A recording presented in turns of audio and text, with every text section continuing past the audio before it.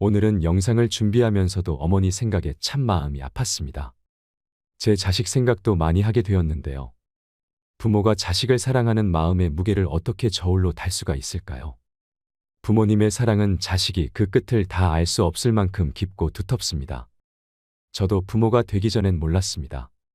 대부분의 부모들은 오직 자식에게 헌신하는 것을 의무와 목표로 삼게 됩니다. 그래서 부모는 자식들에게 자신들의 삶까지 주려고 합니다. 어떤 역경에서도 자신의 목숨까지 기꺼이 희생합니다. 요즘엔 희생이라는 말이 그 쓰임조차 희미해졌지만 자식 가진 부모에게만큼은 이 단어가 여전히 가슴 아리게 유효합니다. 부모에게 자식이라는 존재는 기꺼이 희생할 가치가 있는, 목숨도 대신할 수 있는 존재이지요. 하물며 자식에게 재산을 희생하지 못할 이유를 부모는 찾지 못합니다. 부모의 허리띠 졸라매고 먹을 것과 입을 것 아끼고 줄여서 좋은 것만 자식 입에 넣어줍니다. 절대적으로 가치 있는 시간도 자식을 위해 바쳤습니다. 잠을 줄이고 허둥지둥 쫓기는 생활을 하면서 말이지요. 부모님께 효도하고 자식을 책임지고 자신의 미래는 준비하지 못한 채 위아래로 끼어 살아야 하는 세대가 지금의 50대, 60대라고 합니다. 중년이 넘은 나이에는 경제적인 것도 중요하지만 자식이 잘되고 못되고에 따라 부모님의 얼굴 표정은 달라집니다. 잘난 자식은 머리가 아프고 못난 자식은 마음이 아픕니다. 하지만 이러한 무조건적인 부모의 사랑과 극명하게 대비되는 것이 부모를 외면하고 싶어하는 자식의 마음일 것입니다. 오늘은 부모를 버리고 싶어하는 자식의 마음에 대한 이야기를 해보려고 합니다. 아들에게 버림받은 서러움의 자살을 결심한 어머니.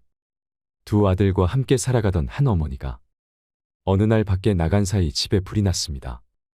밖에서 돌아온 어머니는 순간적으로 집안에서 자고 있는 아이들을 생각하고 망설임도 없이 불 속으로 뛰어들어가 두 아들을 이불에 싸서 나왔습니다. 이불에 쌓인 아이들은 무사했지만 어머니는 온몸에 화상을 입고 다리를 다쳐 절개되었습니다. 그때부터 어머니는 거지가 되어 구걸을 하면서 두 아들을 키웠습니다. 어머니의 이런 희생 덕분에 큰 아들은 동경대학에, 작은 아들은 와세다 대학에 각각 수석으로 입학했습니다.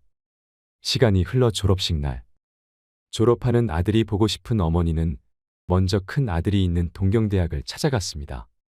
수석 졸업을 하게 된 아들은 졸업과 동시에 큰 회사에 들어가기로 이미 약속이 되어 있었습니다.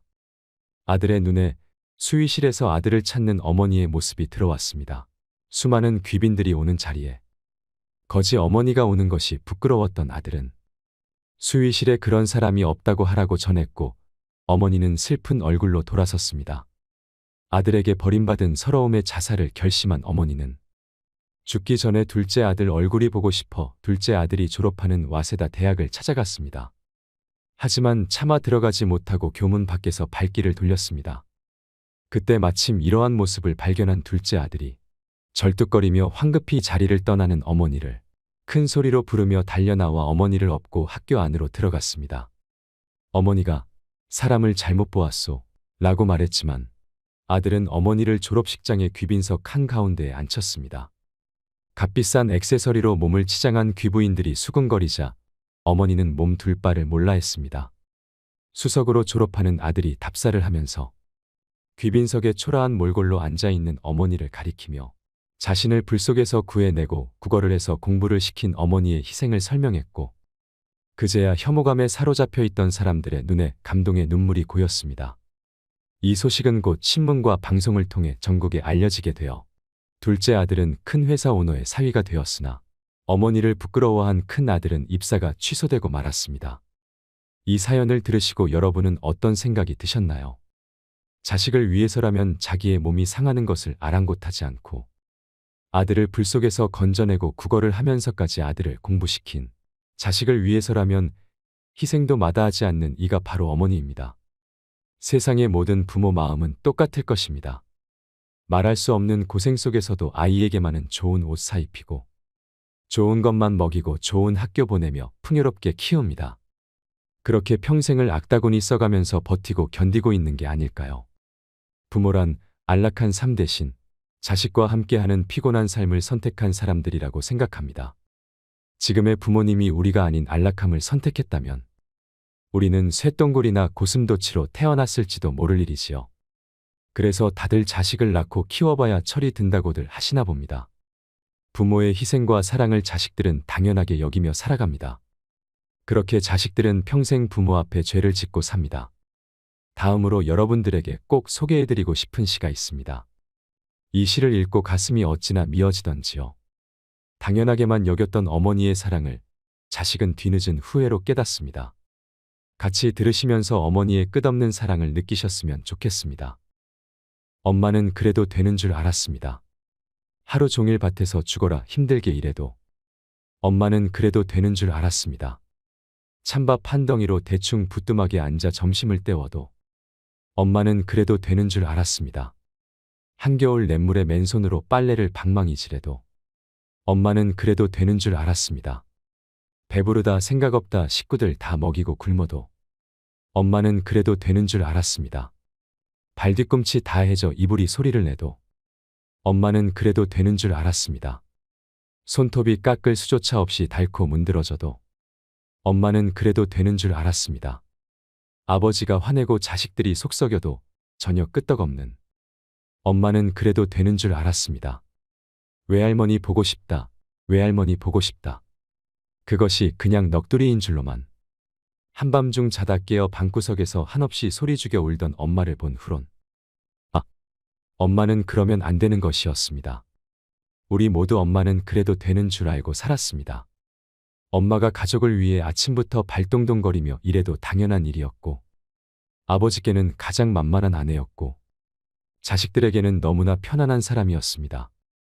남편도 자식도 배려 없이 걸핏하면 화내고 무엇이든지 요구하면 다 들어주는 존재로만 알았습니다. 새 옷 한 번 맘 놓고 사 입지 못하고 늘 헌 옷에 양말이나 꿰매 신는 사람이었습니다. 아이들이 싸워서 남의 애를 다치게 해도 엄마가 죄인이 되어 사과를 하러 다녔고 남편이 밖에서 실수를 해도 아내인 엄마가 뒤처리를 해야만 했습니다. 갑자기 돈이 필요할 때도 이웃의 엄마가 빌리러 다녔습니다. 친척들 기륭사를 챙기는 것도 엄마였고 외갓집, 친가 어른들 생신이나 제삿날 챙기고 차리는 사람도 엄마였습니다. 어렵고 힘들고 험한 일은 모두 엄마가 해야만 했습니다. 아이들이 학교에서 말썽을 부려도 숙제를 안 해가도 심지어 성적이 떨어져도 모두 엄마의 잘못이 되었습니다. 남편도 아이들도 엄마가 약한 여자라는 걸 간과하고 살았습니다. 엄마 자신조차도 엄마가 여자라는 사실조차 까맣게 잊고 사는 듯 했습니다. 엄마도 처녀 때는 바퀴벌레 한 마리만 봐도 질겁을 하던 사람이었지만 아이가 아프면 업고 심리 길도 맨발로 뛸 수 있고 달려오는 자동차도 겁내지 않는 용감한 사람이 엄마였습니다. 하지만 그런 엄마도 외할머니에게는 연약하고도 소중한 사랑스런 딸이었습니다. 엄마도 눈물이 있고 아픔이 있다는 걸 생각지도 못하고 있었습니다. 엄마의 마음속에 소설 12권이 들어있고 가슴속에는 시가 산더미인 줄 몰랐습니다. 마음으로 쓰다가 버린 편지도 수백 통은 될 겁니다. 가장 가까이에 있으면서도 가장 모르고 살았던 엄마였습니다. 엄마는 돌아가시고 나서야 그 존재감이 확실해지는 것 같습니다. 살아계실 때는 당연히 항상 곁에 있는 사람이 엄마였고 돌아가신다는 생각조차 하지 않고 살았습니다. 신은 모든 곳에 있을 수 없어서 대신 엄마를 만들었다고 합니다. 엄마는 자식에게 신 같은 존재이지요. 돌아가신 뒤에 후회하지 말고 살아계신다면 계실 때 한 번 더 따뜻하게 안아드리는 게 어떨까요? 얼마 전 시장에서 만난 동네 할머니가 이런 고민을 얘기하셨습니다. 애지중지하던 자식들 시집장가를 보내고 나니 이 부모를 본척만척합니다. 마음 공부하면서 서운한 마음도 다 내려놓고 그 마음 돌려보려고 애쓰지만 자식에 대한 집착 때문에 그런지 쉽게 사라지지 않습니다. 남편도 몇 해 전 떠나고 나는 껍데기만 남은 듯한 느낌이 듭니다. 아들이 결혼 후 안부 전화를 자주 할 줄 알았습니다. 오매불망 아들이 안부 전화해주기를 기다렸는데 결혼한 지 일주일이 지나도록 감감무소식입니다. 자식을 결혼시키면 더 이상 내 자식이 아니라더니 그 말이 맞습니다. 그렇게 한참을 기다리다가 결국 내가 먼저 아들에게 전화하니 바쁘다는 말만 하고 전화를 끊어버려요. 그 매몰찬 대답에 눈물이 왈칵해 사흘 밤낮을 울었습니다. 나이가 들어가면서 참 별것도 아닌 사소한 일에 섭섭함이 점점 더 커져가는 것 같습니다. 지금까지 자녀들만 바라보고 희생해왔는데 이제는 다 컸다고 저를 짐처럼 느끼는 것 같고 연락도 거의 하지 않아서 배신감까지 들고 부모 마음을 몰라주는 자식 때문에 서운한 마음도 큽니다. 최근에는 배신감이 너무 커져서 부모 자식 간의 인연을 끊고 싶다는 생각까지 듭니다. 자녀들을 위해 평생 희생을 하셨기에 서운함과 허전함이 더욱 크실 겁니다. 아이를 잘 키우겠다고 온갖 고생을 다 하면서도 자신이 고생하는 것을 아이에게는 보여주지 않는 부모들이 많이 있습니다. 그런 물질적 방식의 사랑은 나중에 불효로 돌아오게 됩니다. 그래서 옛말에 논 팔아서 공부시키면 불효자 되고 머슴살이 시킨 아들은 효자 된다라는 말이 있습니다. 아이를 품 안에 자식으로 키우는 방식은 자식을 불효자로 만드는 길입니다. 아이는 자식을 위해서라면 무엇이든 희생하는 어머니의 사랑을 먹고 자랍니다. 옛날 전쟁터에서 엄마가 아이를 가슴에 품은 채 총을 맞아 죽었는데 그 엄마의 품속에서 아이가 하나도 다치지 않고 살아있는 경우가 있었습니다. 바로 그런 것이 엄마입니다. 자식에게 서운한 것이 있어도 나쁜 마음을 품지 않고 지금과 같이 잘 자라준 것만도 다행스럽고 고맙게 여기는 마음을 가져야 합니다. 내 자식이니까 우리가 이해를 해야 합니다. 자주 전화하라는 것도 자주 찾아오라는 것도 모두 부모의 욕심일 수 있는 것입니다. 자식을 기다리는 마음으로 살아가면 마음의 병만 찾아옵니다. 자식에게 의존하고 싶은 마음을 버려야 됩니다. 부모와 자식의 관계는 불편해지면 안 됩니다. 서로에게 짐이 되지 않고 부담되지 않아야 불편하지 않습니다. 좋은 쪽으로 마음과 생각의 길을 트셔야 합니다. 어머니가 자식을 고맙게 생각하면 그 자식은 저절로 효자가 되는 것입니다. 내 자식을 효자로 만드는 것은 나한테도 좋은 일이지요. 그렇게 내 자식을 내가 효자로 만들며 사시기 바랍니다. 또한 부모도 그동안은 자식을 위해서만 살았다면 지금부터라도 자신만의 삶을 찾아보는 것도 필요합니다. 지금까지 지내온 인생을 되돌아보고 앞으로 노년을 어떻게 지내는 것이 좋을지 계획하고 실천해보는 것입니다. 평소 해보고 싶었던 일들을 하나씩 차근차근 도전해보는 것입니다. 그렇게 일상을 채워간다면 공허한 마음도 줄어들고 자식만 기다리지 않고 행복하게 지낼 수 있을 것입니다. 마지막으로 슬픈 어머니의 이야기를 해드리겠습니다. 잠시나마 어머니를 생각하는 시간이 되었으면 좋겠습니다. 지금도 시장길을 지날 때면 시장 구석진 자리에서 나무를 팔고 계시는 할머니를 보곤 한다. 예전에는 이 시장길을 지나는 것이 고통이었다. 하지만 이젠 나에게 이곳을 지날 여유도 없다. 어쩌다 가끔씩 들려보는 이곳 시장터. 난 이곳에서 장사를 하는 한 분의 고귀한 사랑을 받고 자랐다. 엄마 시장 갔다 올 테니 밥 꼭 챙겨 먹고 학교 가거라. 난 장사를 가시는 어머니의 모습을 보고도 잠을 자는 척했다. 이 지겨운 가난. 항상 난 이 가난을 증오했다. 그리고 언젠가는 벗어나고 말리라는 다짐을 굳히곤 했다. 내가 학교 가는 길 시장 저 귀퉁이에서 나무를 팔고 계시는 어머니의 모습이 보인다. 난 어머니가 나를 발견할까봐 얼른 도망친다. 우리 부모님은 막노동을 하셨다고 한다. 일하는 도중 철근에 깔리신 어머니를 구하시려다. 아버지는 사망하고 어머니는 한쪽 다리를 잃으셨다고 한다. 일을 가시지 못하시는 어머니는 나무를 캐서 팔곤 하셨다. 난 항상 들판에 절뚝거리시며 나가시는 어머니가 싫었고 밤새 나무를 다듬으시는 모습도 싫었다. 더더군다나 시장 한 귀퉁이에서 쪼그리고 앉아 지나가는 사람들에게 구걸 비슷하게 장사를 하는 것도 맘에 들지 않았다. 집에 돌아오니 퉁퉁 부은 다리 한쪽을 주무르시며 나무를 다듬고 계신다. 나를 보자 어머니는 기쁜 낯으로 3,000원을 주신다. 난 그 돈을 보자 화가 치민다. 난 거지 자식이 아니란 말이야. 이런 돈 필요 없어. 그리고는 밖으로 나와 버린다. 다음 날 아침, 난 어머니가 시장 간 틈을 타 집에 가서 책가방을 들고 학교에 간다. 등굣길 약수터에서 간단히 세수를 한 다음 물로 배를 채운다. 난 비록 풍요롭게 먹고 입지는 못했지만 공부는 악착같이 했다. 그래서 부잣집 자식놈들보다 공부는 항상 잘했다. 하지만 그 자식들에게 사는 미움도 만만치 않았다. 그날 4교시가 끝날 무렵 아이들이 갑자기 웅성거린다. 복도를 보니 어머니가 절뚝거리시며 교실로 들어선다. 선생님 드리려고 장사하려고 다듬은 나무를 한 봉다리 들고서 어머니는 내가 어제 들어오지 않자 걱정이 되셔서 학교에 오신 거란다. 선생님과의 면담을 끝내고 어머니가 돌아가시자 아이들이 한마디씩 한다. 야, 이민성 너네 엄마 병신이었냐? 그놈은 그 잘난 부잣집 아들 현우였다. 현우는 어머니의 걸음걸이를 따라한다. 무엇이 우스운지 반 아이들은 웃어댄다. 난 화가 나서 그놈을 정신없이 두들겨줬다. 그리고서는 교실을 나와 버렸다. 저녁 무렵 집에 가니 집 앞에 잘 차려 입은 여자와 현우가 어머니에게 소리를 지르고 있었다. 아니 애비 없는 자식은 이래도 되는 거야? 못 배우고 없는 티 내는 거야 뭐야? 자식 교육 좀 잘 시켜. 어디 감히 우리 집 귀한 자식 얼굴을 이렇게 만들어 놓느냔 말이야. 어머니라는 작자가 병신이니 자식 정신이 온전하겠어? 어머니는 시종일관 죄송하다는 말뿐이다. 난 그러는 어머니의 모습이 싫었다. 집에 들어가도 어머니는 아무 말씀이 없으시다. 난 어머니에게 한마디 한다. 다시는 학교에 오지마 알았어? 창피해서 죽는 줄 알았단 말이야. 그래 미안하다 난 민석이가 걱정이 되어서. 난 차라리 엄마가 없었으면 좋겠어. 난 해서는 안 될 말을 해버렸다. 슬픔을 보이시는 어머니를 못 본 척하며 자는 척했다. 난 꼭 성공할 거야. 밤새 이렇게 외쳤다. 다음 날 아침 수업료라며 엄마가 돈을 쥐어주신다.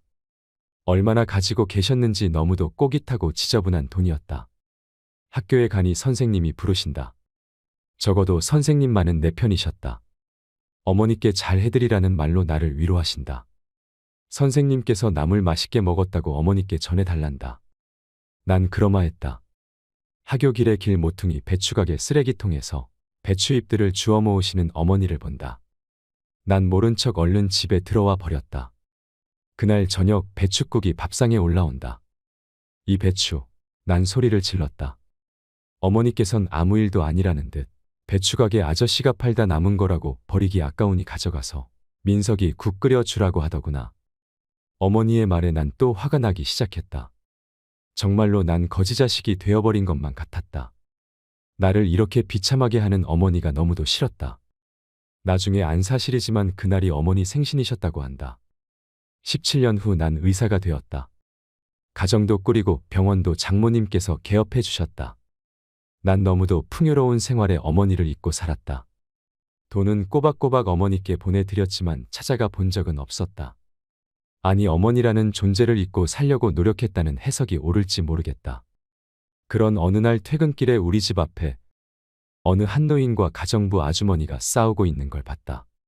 다가서니 그 노인은 내가 가장 잊고자 하는 어머니였다. 전보다 더 야윈 얼굴, 허름한 옷차림, 그리고 여전히 절뚝거리는 다리.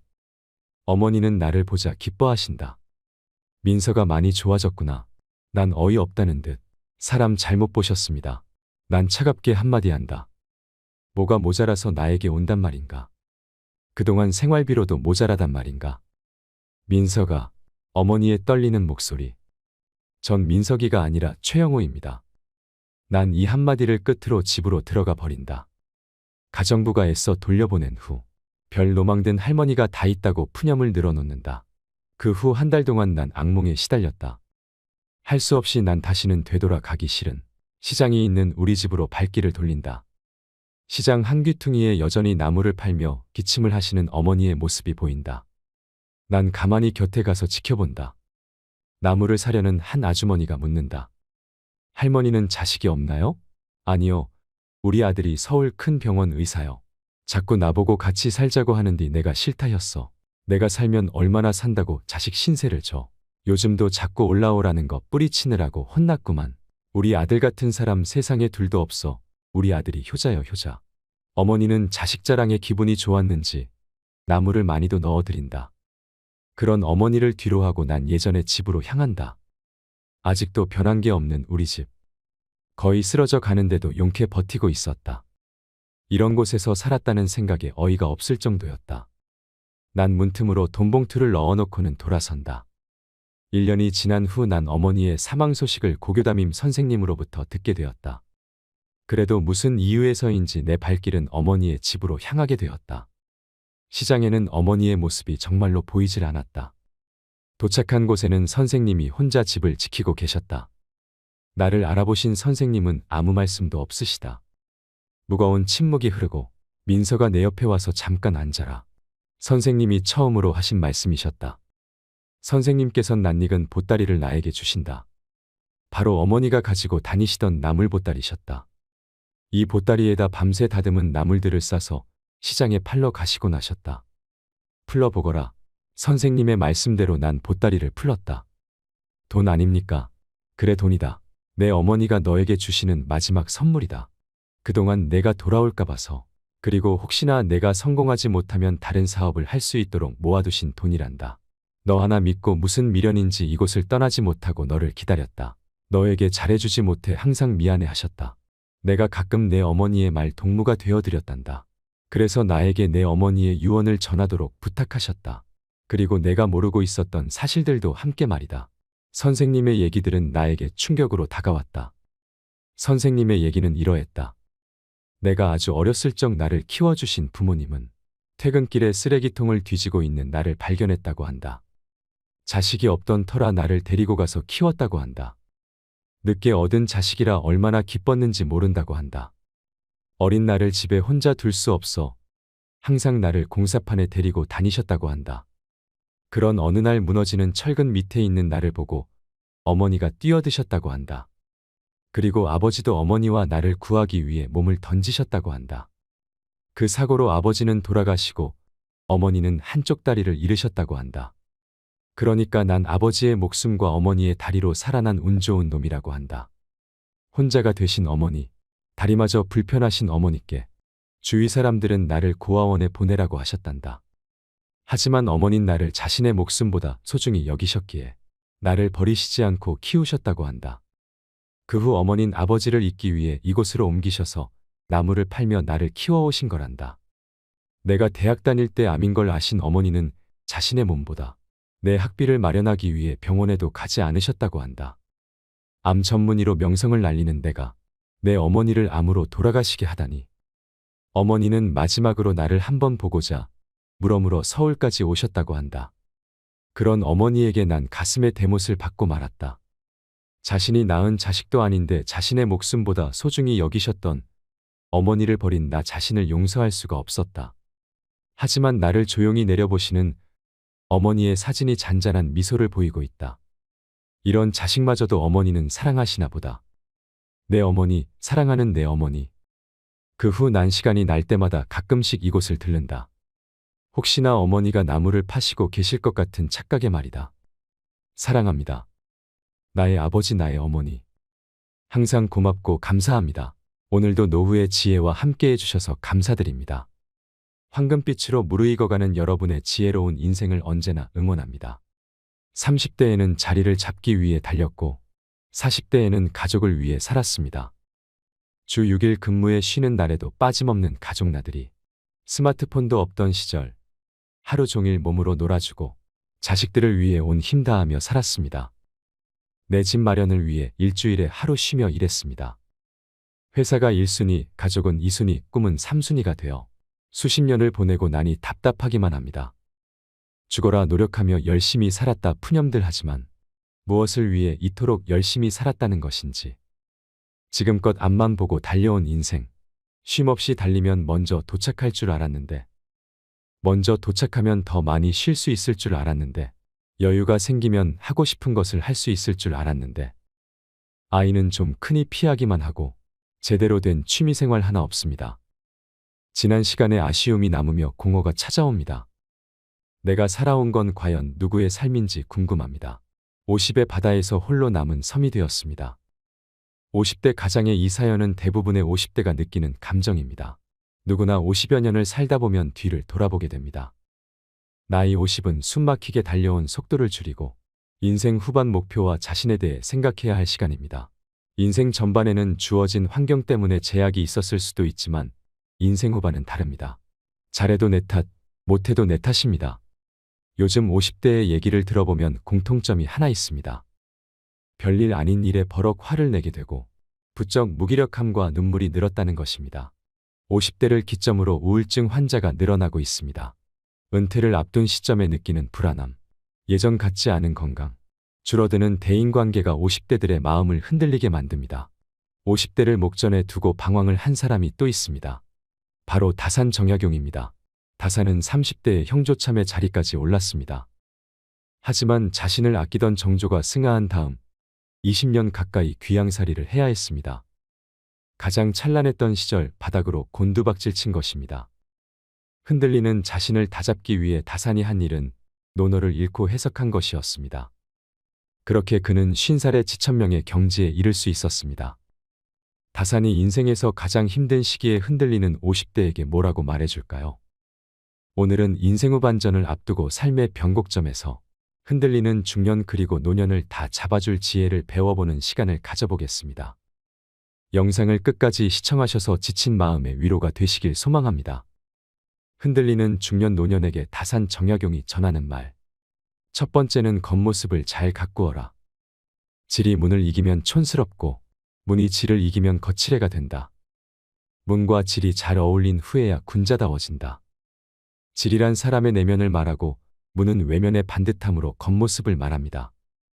공자에 따르면 둘 중 하나만 뛰어난 것은 올바른 수양이 아니라고 합니다. 순서를 정하자면 질이 먼저다. 그러나 다산은 문이 질에 뒷받침되어야 진정한 가치가 있다고 말했습니다. 겉과 속은 따로 떨어져 있는 것이 아닙니다. 내면이 바른 사람은 품격이 겉으로 드러나고 겉모습이 안정된 사람은 마음 역시 경건합니다. 다음은 다산이 두 아들에게 보낸 편지에 있는 글입니다. 지난번에 너를 보니 단정하고 엄숙한 빛이 전혀 보이지 않았다. 성인이 먼저 외모로부터 수습해 나가야 마음을 안정시킬 수 있다고 가르친 이치를 모르는 것이다. 비스듬히 눕고 삐딱하게 서서 공경하게 마음을 지킬 수 있는 사람은 없다. 높은 이상을 가진 사람은 반드시 그 주변부터 정리합니다. 그리고 반듯한 자세로 일상에 임합니다. 겉모습에도 신경 쓸 줄 아는 사람이 되어야 합니다. 많은 연구들이 외모가 사회적인 성공에 영향을 미칠 수 있다고 합니다. 첫인상은 사람들에게 매우 중요한 역할을 합니다. 첫인상은 3초에서 5초 만에 결정되기 때문에 이 짧은 시간에 강한 인상을 주도록 외모를 매력적으로 가꾸어야 합니다. 또 성공하는 사람들은 자신의 외모에 긍정적 태도를 가지고 있습니다. 자기 인식이 긍정적이고 자존감이 높은 사람들이 외모와 무관하게 성공적인 경험을 더 자주 하며 외모의 영향력을 줄일 수 있다는 것을 발견하였습니다. 물론 우리가 성공하기 위해서는 실력을 갖추는 것이 중요합니다. 그러나 이에 못지않게 매력적인 외모도 중요합니다. 자신을 가꾸지 않는다면 처음부터 남으로부터 선택조차 받게 되지 못할 것입니다. 품질과 디자인이 겸비되어야 명품이 되듯 꽉 찬 내면이 자연스럽게 겉으로 드러나는 사람, 그 사람이 바로 진정한 명품입니다. 두 번째는 주변의 말에 흔들리지 말라. 50세가 되기 전 40세의 나이는 불혹이라 부릅니다. 불혹이란 미혹되지 않는다는 뜻으로 각종 유혹에 흔들리지 않는 나이가 되었음을 뜻합니다. 선조들은 이처럼 50대가 되기 전부터 욕심에 의해 흔들리는 삶을 경계했습니다. 50대는 사회에서 웬만한 업적을 이룬 후 자칫 교만에 빠지기 쉬운 시기이기도 합니다. 혹은 주변 사람들과 비교 끝에 지금껏 살아온 삶에 대한 회의감이 가장 깊어지기도 쉬운 시기입니다. 다산은 그럴수록 더욱 마음을 다잡고 천명, 즉 하늘의 뜻을 익히는 것이 중요하다고 말했습니다. 최선을 다해 살아야 하지만 세상의 부귀와 공공은 하늘의 뜻이라는 것을 깨달은 것입니다. 이처럼 천명을 알게 되면 부귀영화를 누려도 교만하지 않으며 공공에 처해도 쉽게 흔들리지 않습니다. 다산은 지천명의 경지에 대해 이렇게 설명합니다. 천명을 완전히 익히게 되면 그 어떤 비방과 칭찬에도 마음을 흔들리게 할 수 없다. 일상에서 가장 많은 고민은 말로 인해 생깁니다. 직접 들은 말이나 떠도는 소문으로 사소한 오해와 근거 없는 비방이 우리를 힘들게 합니다. 하지만 그 소문을 막상 들춰보면 아무것도 아닐 때가 많습니다. 다음 날이면 물거품처럼 사라질 일로 하루를 망친 것입니다. 그러니 주변의 말에 흔들리지 않는 것을 50의 목표로 삼는다면 충분할 것입니다. 흔들리지 않는 마음을 가진 중년일수록 더욱 탄탄한 인생이막을 설계할 수 있을 것입니다. 세 번째는 어제보다 더 나은 하루하루를 쌓아라. 논어고금조에는 군자는 위로 통달하고 소인은 아래로 통달한다는 말이 있습니다. 여기서 군자는 인격이 갖춰진 사람이며 소인은 인격이 부족한 사람을 가리킵니다. 다산은 어제의 잘못을 되짚어보고 반복하지 않기 위해 노력할수록 더 나은 사람, 즉 군자가 될 수 있다고 말했습니다. 다산은 군자와 소인 모두 처음에는 보통 사람이지만 군자는 날마다 한 등급씩 올라가 최상의 등급에, 소인은 날마다 한 등급씩 내려가 최하의 등급에 달한다고 했습니다. 둘은 반대 방향으로 가기에 차이는 크게 벌어집니다. 삶의 가치는 얼마나 빨리 가는지가 아닌 어떤 방향으로 가는지에 달려 있습니다. 사람의 성품이란 하루아침에 이루어지는 것이 절대 아닙니다. 학문과 수양 역시 타고난 자질이 아니라 어제보다 나은 하루하루를 쌓는 것으로 완성됩니다. 다산은 인생의 전환점을 맞이할 때마다 논어의 길을 묻곤 했습니다. 흔들리는 50대에게 다산은 묻습니다. 삶을 바꿀 것인가? 아니면 계속 지금처럼 살 것인가? 인생은 속도가 아니라 방향이 더 중요합니다. 지금까지 내가 아닌 누군가를 위해 살았다면 이제부터는 누군가가 아닌 나를 위해 살아야 합니다. 50대는 열매 맺기에 가장 좋은 시기입니다. 지난 50여 년의 삶을 성찰해보고 다시 한번 희망의 목표를 세워 인생 후반을 만들어가야 할 때입니다. 이처럼 50대는 준비할 것보다 돌아볼 것이 많아지는 시기입니다. 과거를 돌아보며 더 나은 사람이 되기 위해 발전을 도모할수록 더욱 성공한 노후 생활을 맞이할 수 있을 것입니다. 다음으로는 은퇴를 앞둔 50대가 준비해야 할 3가지에 대해 말씀드리려고 합니다. 얼마 전 동창회에 참석한 50대 영석 씨. 그동안은 자녀 건강이 대화 주제였지만 최근에는 은퇴가 주요 화제가 되었습니다. 올해 대기업을 퇴사한 한 친구는 긴 여가 시간이 자유가 아니라 마치 징벌처럼 느껴졌다고 합니다. 차라리 일을 하는 게 낫지 막상 쉬니까 뭘 해야 할지 모르겠더랍니다. 이를 핑계로 가족에게 소홀했던 한 선배는 퇴직 후 아내와 자주 다투었고 결국 이혼을 했다는 소식이 들려왔습니다. 영석 씨는 이런 이야기들을 들을 때마다 은퇴 이후 내 인생이 끝나는 게 아닐까, 자신이 쓸모없는 사람이 되는 건 아닐까 걱정됩니다. 미움받을 용기의 저자 기시미 이치로는 정년 이후의 삶은 막이 내린 뒤의 인생이 아니라 재임하게 시작이라고 말합니다. 67세의 철학자인 그가 제시하는 정년 이후 삶을 현명하게 준비하고 맞이하는 방법은 무엇일까요? 첫 번째는 공허감을 느낄 수 있는 일을 하세요. 소속이 사라지고 직장이 없어져도 자신에게 가치가 있다고 생각할 수 있으려면 공허감을 느낄 수 있어야 합니다. 공허감은 간단히 말해 내가 누군가에게 도움이 된다는 느낌입니다.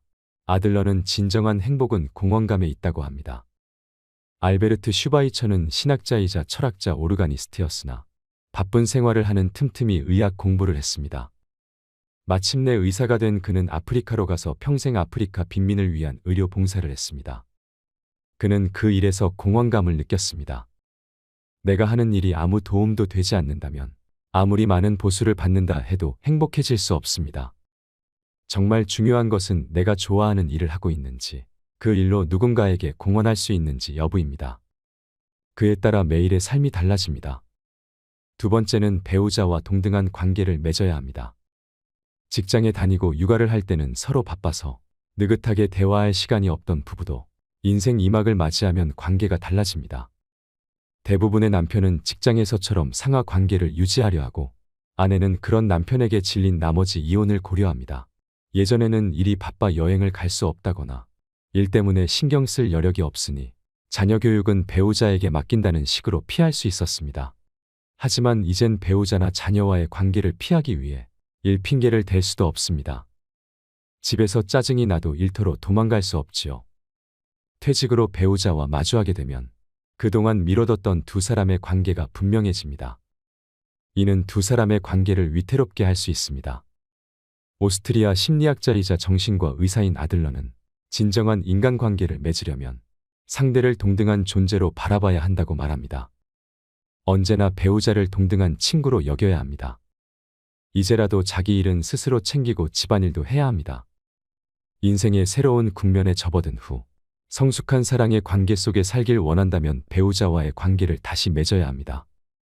세 번째는 꼭 뭔가를 해야만 하는 건 아닙니다. 은퇴 후에는 또 다른 삶의 보람을 찾거나 뭔가를 하지 않으면 안 된다고 생각해 초조해하는 사람이 있습니다. 취미를 찾아야 한다고 생각해 마치 일을 하듯 취미에 몰두하는 사람도 있습니다. 그들은 전문가만큼 잘해야 한다고 생각하기도 합니다. 평생 부지런히 일한 사람이라면 반드시 뭔가 해야 한다고 생각하겠지만 이는 일이라는 저주에서 벗어나지 못했다는 증거이지요. 사실 아무것도 안 하는 사람은 없습니다. 책을 읽고 편지를 쓰고 산책을 하고 멍하니 있거나 잠을 자는 것도 모두 일입니다. 더는 직장에 나가지 않는 것일 뿐 아무것도 안 하는 건 아닙니다. 뭔가를 반드시 해야 한다고 생각하는 순간 그건 의무가 되고 의무감으로 하는 일에서는 보람을 느끼지 못합니다. 꼭 무언가를 하기보다는 인생에 대해 찬찬히 고민해 보는 게 먼저입니다. 그러면 새로운 일을 시작해도 다르게 일할 수 있습니다. 인생 2막을 생각한다는 건 결국 삶을 생각한다는 것입니다. 후회하지도 불안해하지도 말고 오늘을 한 발 한 발 신중하게 내디디며 살아가야 합니다. 이것이 지금 우리가 할 수 있는 일입니다. 요즘 50대들은 우스갯소리로 운 나쁘면 100세까지 산다는 말을 자주 한다고 합니다. 건강하게 그리고 계획적으로 노년을 보낸다면 좋겠지만 그렇지 않다면 지금까지 살아온 인생만큼이나 길고 지루한 시간이 기다리고 있을 거란 불안감이 들기 때문이 아닐까요? 이를 직접 경험했다고 말하는 한 90대 노교수는 죽기 전에 지나온 삶을 이렇게 회고합니다. 나는 존경과 박수를 받으며 60대 초반에 자랑스럽게 은퇴했지만 90세가 되었을 때 후회의 눈물을 흘렸다. 지난 30년의 삶이 한없이 부끄럽고 후회스럽기 때문이었다. 60 이후의 인생을 마치 덤으로 살았던 희망 없는 시간이 30년이나 지속되었기 때문이다. 퇴직할 때 앞으로 30년을 더 살 수 있다고 생각했다면 이렇게 살지는 않았을 것이다. 건강하게 오래 산다면 50은 고민할 나이가 아닙니다. 얼마나 더 살게 될지 모르지만 그렇다고 손 놓고 인생의 마지막만 기다리는 건 좋은 방법이 아닙니다. 어느 노교수의 회고처럼 후회가 될지 모를 일이기 때문입니다.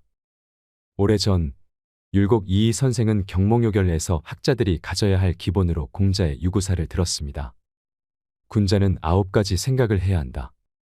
볼 때는 밝음을 생각하고 들을 때는 총명함을 생각하고 안색에는 온화함을 생각하고 용모에서는 공손함을 생각하고 말을 할 때는 진실함을 생각하고 일할 때는 공경함을 생각하고 의문이 생기면 질문을 생각하고 화가 날 때는 그 후에 닥칠 어려움을 생각하고 이득을 볼 때는 의를 생각해야 한다. 9가지 생각을 몸에 달고 살아야 한다는 것인데요. 천천히 읽어보면 당시 젊은 학생들에게만 필요한 기본이 아니라 인생 2막을 시작하는 50 이후에 우리들에게 더 필요한 지침이 아닌가 합니다. 첫 번째, 볼 때는 밝음을 생각하라. 명확하게 본 건 바른 판단의 기준이 됩니다. 이왕이면 긍정적으로 봐야 합니다. 부정적 시각의 피해자는 상대방이 아닌 내가 될 가능성이 더 크기 때문입니다. 사람을 보는 눈도 세상을 대하는 시각도 마찬가지입니다. 부정적인 시각으로 보면 세상은 부정적으로 보입니다. 검은색 안경으로 볼 수 있는 세상은 검은 세상이 전부입니다. 내가 본 것이기에 맞은 것일 수도 있지만 내 생각대로 본 것이라면 틀릴 수도 있습니다. 어떤 생각과 어떤 눈으로 보는가가 중요합니다. 지천명에 더 필요한 보는 기술이 바로 시사명입니다. 두 번째는 들을 때 총명함을 생각하라. 듣는 게 보는 것 이상으로 중요할 때가 있습니다. 가끔 상대가 하는 말을 알아듣지 못하는 경우가 많습니다. 총명하게 듣는 것에 서툴기 때문입니다. 말하는 사람의 입장이 될 수는 없지만 반이라도 상대의 입장을 헤아려 줄 수 있다면 관계는 놀랄 만하게 좋아질 것입니다. 상사, 부하, 고객, 부모, 자식, 선생, 학생 그 누구와 이야기할 때라도 마찬가지입니다. 말하는 사람의 편에서 그의 입장이 되어 듣는 것, 그게 바로 총명하게 듣는 것의 시작입니다. 지천명에 더 필요한 듣기 기술입니다. 세 번째, 얼굴색은 온화함을 생각하라. 30, 40대에는 혼자서 일해도 성과를 낼 수 있지만 50대에는 사람들을 통해 성과를 내야 하는 사람들이 많습니다. 그러니 안색을 부드럽고 온화하게 해야 합니다. 그래야 사람들이 더 자주 찾아옵니다. 얼굴을 펴야 인생이 펴집니다.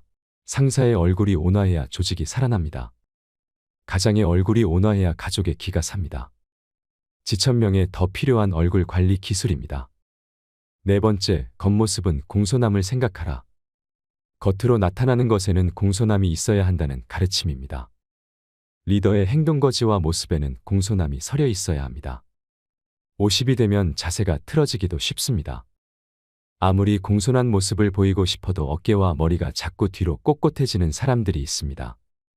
자기보다 잘난 사람에게 그러는 것도 문제지만 못난 사람에게 그러는 건 더 보기 흉합니다. 다섯 번째, 말할 때는 진실함을 생각하라. 누군가에게 입을 열 때는 신중하고 진실해야 합니다. 같은 것을 두고 오늘은 A라 하고 내일은 B라고 한다면 언사충이 아닙니다. 지위가 올라갈수록 나이를 더 먹을수록 책임이 더 큰 자리일수록 말에는 더 큰 믿음이 있어야 합니다. 책임질 수 있는 말만 해야 합니다. 6번째, 일할 때는 공경함을 생각하라. 자신의 직업이나 일에 대해서도 공경하는 마음이 있어야 합니다. 직업으로 하는 일치고 세상에 하찮은 일은 거의 없습니다. 일에 대한 가치 기준을 바꿔야 합니다. 평범한 일에도 존경의 가치를 더하면 가치 있는 일이 됩니다. 지천명에 해야 할 일 중에 하나가 자신의 업무와 일의 가치를 부여하는 일입니다. 7번째, 의문이 들 때는 질문을 생각하라. 50이 되면 질문이 사라집니다. 질문은 멈추고 묻지도 않는 것에 답을 주고 싶어 합니다. 그러나 궁금한 게 있으면 누구에게든 질문을 할 수 있어야 합니다.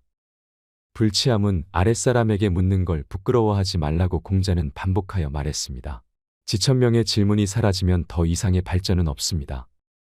더 이상의 흥분과 즐거움은 사라집니다. 지천명에 해야 할 일 중에 하나가 좋은 질문을 하는 일입니다. 8번째, 화날 때는 더 큰 어려움을 생각하라.